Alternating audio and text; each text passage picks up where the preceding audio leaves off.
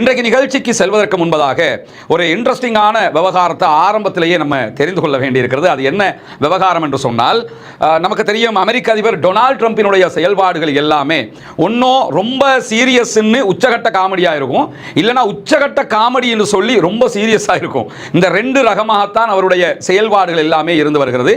இப்போ ஒன்று சொல்லுவார், நான் இப்போ அப்படி சொன்னேன்னு சொல்லி அடுத்த நிமிஷமே அவர் கேட்பார். இந்த மாதிரி ஒரு ஜனாதிபதியை மட்டுமல்ல, சாதாரண மனுஷனை கூட ரொம்ப ரேராகத்தான் நம்ம வாழ்க்கையில் பார்ப்போம். ஒவ்வொரு நாட்டில் ஒருத்தர் ரெண்டு பேரை பார்க்க முடியும்.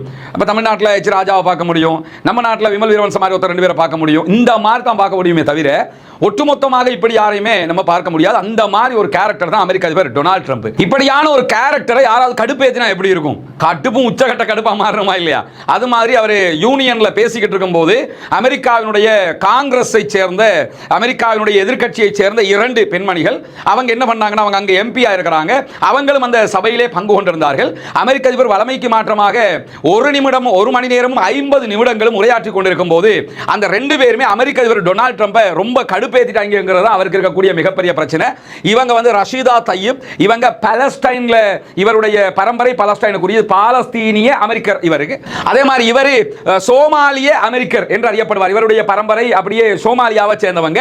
இவருடைய குடும்பங்கள் அமெரிக்காவில் குடியேறினாலும் இவங்க அமெரிக்காவில் பிறந்த பிள்ளைகள். இவங்க மம்தானியை போன்று அமெரிக்காவிலே வளர்ந்த பிள்ளைகள். அங்க தேர்தலில் போட்டியிட்டு எலெக்ஷன்ல ஜெயிச்சு பாராளுமன்றத்துக்கு தேர்வாகி இருக்கிறாங்க. இந்த ரெண்டு பேருமே டொனால்ட் ட்ரம்ப் பேசிக்கிட்டு இருக்கும்போது அவரை பிடிச்சி கடுப்பேத்திக்கிட்டே இருந்தாங்க.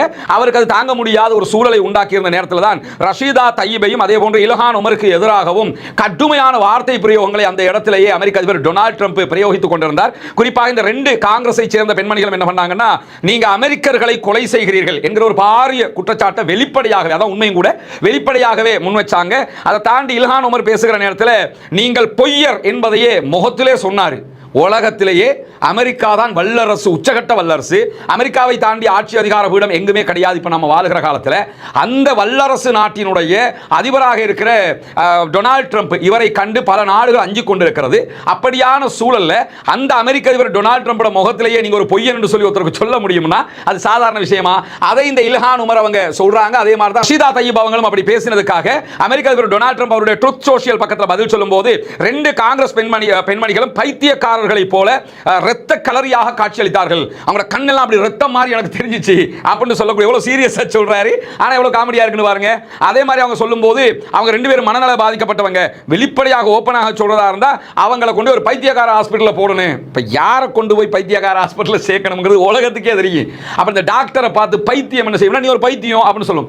டாக்டரும் பைத்தியம் மாதிரி நினைச்சுக்கிறாரு. அந்த மாதிரி ஒரு நிலை தான் இப்ப அமெரிக்க அதிபரை கண்டு எல்லோருமே நீங்க சொல்றதெல்லாம் சரிதான் சார் அப்படின்னு